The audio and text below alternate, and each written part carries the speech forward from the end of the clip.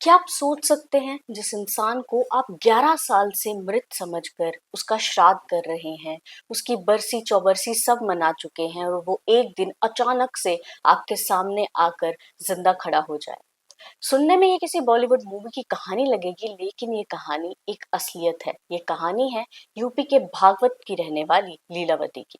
11 साल पहले लीलावती को एक मानसिक बीमारी हुई थी, जिसके चलते वो चीजों को भूल जाया करती थी।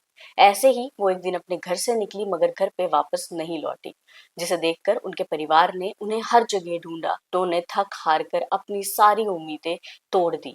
और फिर कुछ समय इंतजार करने के बाद उन्होंने उन्हें मृत मान लिया। उनके नाम की बरसी चौबरसी श्राद्ध सब कर लिया। लेकिन फिर आया कहानी में ट्विस्ट। दरअसल पिछले 6 महीने से लीलावती जम्मू कश्मीर के पुंछ के सुनकोट में रह रही थी। यहाँ पर लोग उन्हें रोज देखा करते थे और लोग समझते थे कि वो मानसिक तौर पर बीमार हैं। और लीलावती की हालत इतनी खराब थी कि वो किसी से बातचीत तक नहीं कर पाती थी। लेकिन फिर एंट्री होती है स्टोरी में, इस स्टोरी के असली हीरो की। दरअसल सोनकोट थाना प्रसार के रहने वाले आबिद बुखारी ने जब लीलावती को देखा तो उन्हें लगा कि ये औरत किसी अच्छे परिवार की लगती है। उन्होंने उससे बात करने की कोशिश की, लेकिन लीलावती की बातों में उन्हें कुछ भी समझ नहीं आया। तो उन्होंने उसे वहां पर खाना खिलाया, लेकिन आम इंसान की तरह उन्हें वहां पर खाना खिलाकर वो वहीं छोड़कर नहीं चले गए, वो उसे अपने साथ लेकर गए। उन्होंने ये तक सोच लिया कि ये औरत किसी अच्छे परिवार की लग रही है, तो मैं इसे इसके परिवार से जरूर मिलाकर रहूंगा।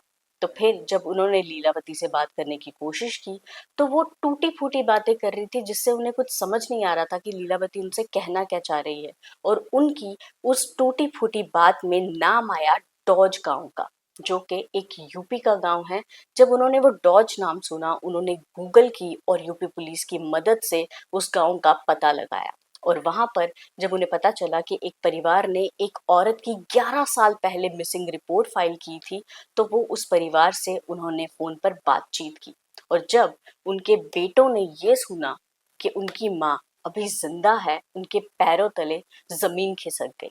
पहले तो उन्होंने पुलिस की बात पर भरोसा नहीं किया, क्योंकि वो अपनी हर एक उम्मीद को छोड़ चुके थे। लेकिन जब पुलिस ने लीलावती के साथ उनके बेटों की वीडियो कॉल करवाई तो उनके बेटों के होश उड़ गए। उनकी आंखें आंसू से नम हो गई। उन्होंने जब अपनी माँ को 11 साल बाद देखा, जिससे मिलने की वो उम्मीद तक खो चुके थे, उनकी आंखों से वो झलकते हुए आंसू देखकर सोनकोट पुलिस की आंखों में भी आंसू आ गए।